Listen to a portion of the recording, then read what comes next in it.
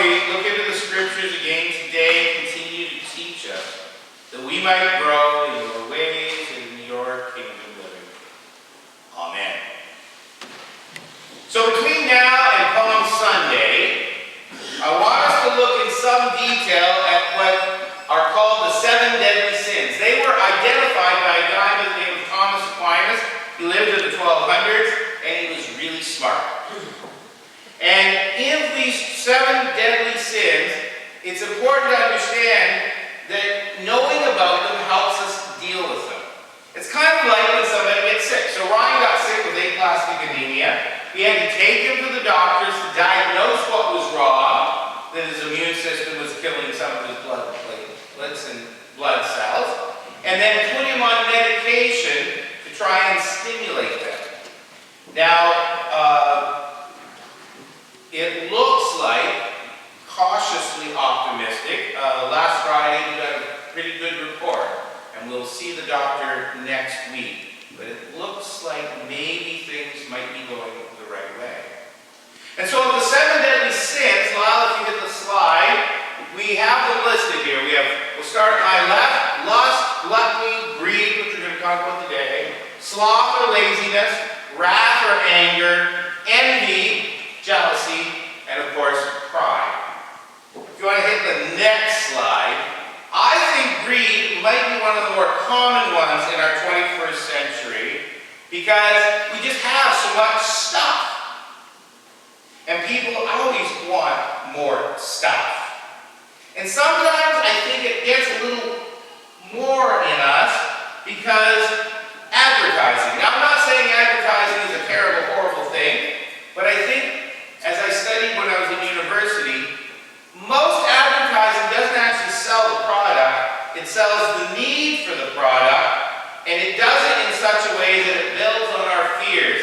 If I don't have the right deodorant, I'm going to smell bad, and people will stay away from me, and I might not even notice it myself. Or if I don't have the right shampoo, or whatever, my hair is going to be a mess. My hair might be a mess because it's my hair. So the point is, I wonder sometimes if the way some advertising is done today doesn't contribute to some increased anxiety levels. I don't know if that's actually true, but I wonder about it. In David's case, his greed is kind of interesting. It started in the spring when all the kings go off to war, but David decided to stay home. Now, my grandmother used to say, how many know this phrase? An idle hands or an idle mind are the devil's playground, devil's workshop, various versions of that, right? So, hit the next slide, Lyle. David was wandering around on the roof and he saw this really hot chick. We don't know how or where, but he saw her and she was having a bath. And I checked the Bible. It appears David already had 3 wives. Now, for those of you thinking that polygamy is a really good idea, gentlemen, it's not. The New Testament's really clear. 1 man, 1 woman, and I think that just makes sense, because otherwise you have sister wives on TV. And I don't think that's a good idea. Everyone watches it because they want to know how the jealousy's working out. Anyway, David decided he wanted another woman. So it didn't matter that Uriah was out fighting the battles he was supposed to be out leading the troops with anyway. And I think that part of what happened was he was just home and not doing anything. So he brought her in, and eventually she found out she was pregnant. So David, trying to cover this up, invites Uriah home to visit his wife. He refuses to because all of his other soldier friends are out sleeping in the fields, and he didn't want to do that. And so to make a long story short, he puts him in a situation as the people pull back and he's killed in battle. The way to avoid greed, whether it's for food or whatever, is not to say, in my case, I love ice cream. Don't eat ice cream. Don't eat ice cream. Because the more I think about not eating ice cream, what am I spending all my time thinking about? Ice cream. So I want it more. The way to avoid this is to fill our hearts and minds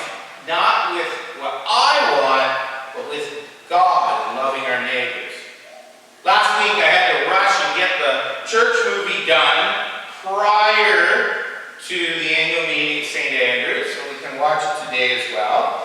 But as I was thinking about that, the fact that my computer is now 10 years old and starting to be a little hiccupy, I probably need to get a new one. But did I want to get a new one right in the middle of getting that job done? No, that would have slowed everything down. I needed to get it done first. Now, maybe when my income tax money comes back, I can think about getting a new computer. We'll see. But the point is, keeping busy thinking about others and about God is a positive way to keep ourselves out of trouble. The problem is, David wasn't keeping himself busy. And so, like David, if we do sin, if you want to hit the next slide, Lyle, David has Nathan come to him and tell him a story. There's a rich man with lots of sheep and cattle, but there's a poor man with nothing but one ewe lamb. And he raised it, grew up with his kids, and he took care of it, sharing its food. It was like a daughter to him. And then when a traveler came, the rich man didn't use one of his own many sheep or cattle. He took this poor man's only sheep. David, of course, is angry at this injustice and said this man should be punished. He should be paid twice as much. He even suggests that he should be killed. And then Nathan says to David, "You are the man. I gave you your master's household. I gave your master your wives. I gave you the house of Israel and Judah. Why did you despise the word of the Lord by doing what is evil?" Why did he need to have another wife? Why was he being like this? At this point, David had a choice. He could either deny what he did wrong or admit it.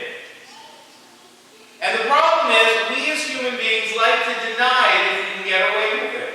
I didn't do that. Do you guys in high school ever have prefects or student police in your high schools? I was one. In fact, I was the head prefect by the end of high school. That maybe not be didn't make me one of the cool kids, but I still did it. One time we were supervising a dance and my friend Rick Watson and I go into the bathroom just in time to see a guy standing up pulling a sink off the wall. At which point we said to him, "Why did you do that?" He goes, "I didn't do that." I said, "But I watched you do it." "No, you didn't." "Yes, I did." Let's just say before it was all done, the nice teachers and the policemen at the dance were talking to him and dealing with this. So we have a choice. If we do something wrong, we can either try and deny it or we can admit it. And reality makes it real. This morning when I was driving to Carroll with the snow and the roads were still very covered with snow, I could have tried to pretend and drive 100 kilometers an hour and pretend it was a nice warm sunny day, but it wasn't. I could have easily visited Marie if I slipped off in the ditch right by her house. Thankfully, Marie, I didn't visit you. Not that I would like to visit you, but not under those circumstances. The point is, we need to be in touch with reality. And David, thankfully, when he had a choice, acknowledged, "I have sinned against the Lord." And then Nathan tells him that the Lord has taken your sin away, you're not going to die. You see, the Christian gospel is in touch with reality. We need to acknowledge when we sin. Now, that doesn't mean it's a get-out-of-jail-free card, kind of like in Monopoly, because forgiveness does say, "You hurt me, but I still love you and want to have a relationship with you," but the hurt is still there. Uriah is still dead. Bathsheba is still having a baby. And as we'll read, after David acknowledged the sin and does get forgiven, his life is not the same. It says that there will be violence in David's family after this. Well, there it is. Don't worry, it's all coming. As we work through the 7 deadly sins, we'll see some of that violence in the next few stories. And the point is, David smartly acknowledged his sin and resisted. And he doesn't resist the consequence of the Lord's judgment. He accepts it, he lives with it, and he deals with it. Part of repenting and turning from sin is to take self out of the center. Greed is always more about me and what I want. And the solution is to move me out of the center and to think about God and our neighbors. So we're talking about the cookies with the kids. It's important that we share what we have, and that makes the difference. The key is just what do we focus our lives on? And I want to tell a real life story. If you hit the next slide, Lyle. Kyle, you or Corey recognize them? Jim Pepper. That's right. That's Jim Pepper back in the 70s. And Lois, his wife. Now, Lois has now passed away, and Jim is at the St. Andrew's retirement home in his 80s, so he doesn't move quite as fast. But if you'll notice, and I don't know, did you ever go to Jim's and Lois's house? No, you didn't. He was out of that before you guys kind of got into it. So if you look at the background on the left, you see that full-size van pulling the canoe trailers? You recognize the canoe trailers. Well, that full-size van belonged to Jim Pepper. Jim Pepper had 2 children, a family of 4. Does a family of 4 need a full-size van? As long as I've known Jim Pepper, he owned full-size vans to move camping equipment and camping stuff, because he was focused on making an impact in young people's lives. Now, why did he do that? Well, the story is that when he first got asked how to deal with some camping at Camp Canassary, the camp staff were more hassle than the campers, and most people would say, these guys are crazy, you just go away. Jim is not a normal human being. Jim decided to invent a new leader and training program that we essentially use today. And as he did that, he focused. He started this back in 1975, and he has continued to figure out ways to impact young people. In fact, when you went to his house, Laura, you would know this is true, when you would look at all the driveways along McNaughton Avenue, everybody else had paved driveways except Jim and Lois, because he didn't need a paved driveway. God, he was parking canoe trailers and vans and other people's things in his driveway. And the other unique thing about Jim, if you went to his house, in his basement, he had about 37 bankers boxes full of choral camp music. It's now up to about 38 or 39 boxes, and is stored in the storage room at Dr. John Nee's medical office. So he's got his medical records in one part and the choral camp library in the other part.